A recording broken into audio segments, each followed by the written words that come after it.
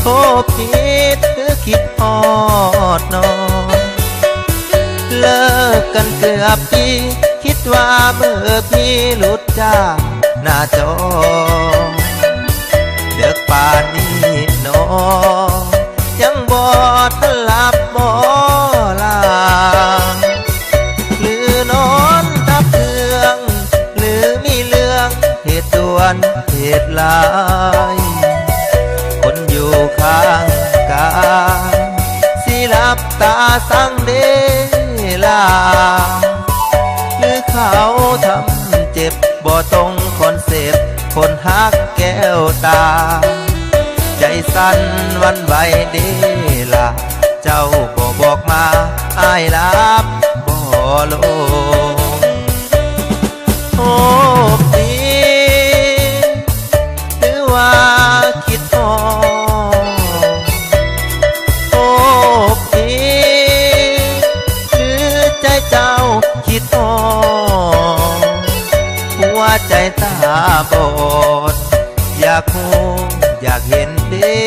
นางหากเจ้า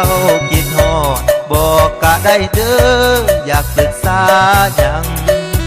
ให้ซอยเจ้าได้สุยาจังใดขอให้น้องบอกหากเจ้าโคผิดอ้ายสิซอยเจ้าตัดสายทิมสิเปลี่ยนฮอดซิมย่านเบิกขี้ดื้อโทยอเท่านี้ความหลังกระสูนน้ำตาจนย่อยป้องป้องบอกก่อนที่ยังหลายดอกอยากโง่ตัวผิดหรือเจ้าคิดฮอ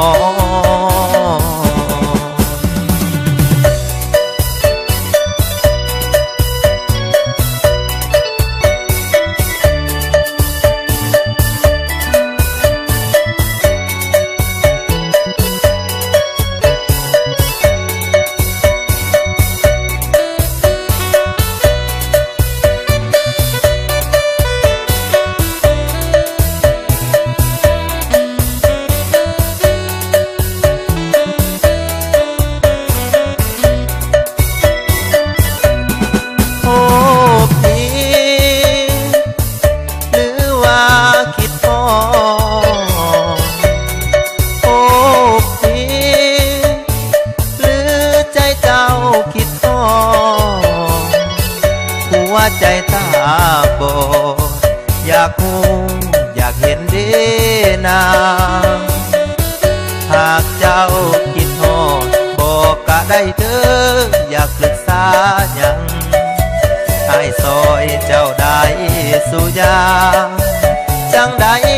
ขอให้น้องบอกหากเจ้าโทรผิดอ้ายสิซอยเจ้าตัดสายทิม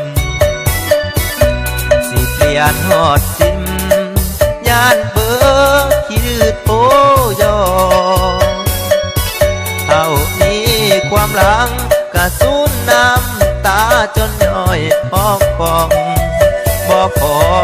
ที่ยังหลายดอกอยากหูโทรผิดหรือเจ้า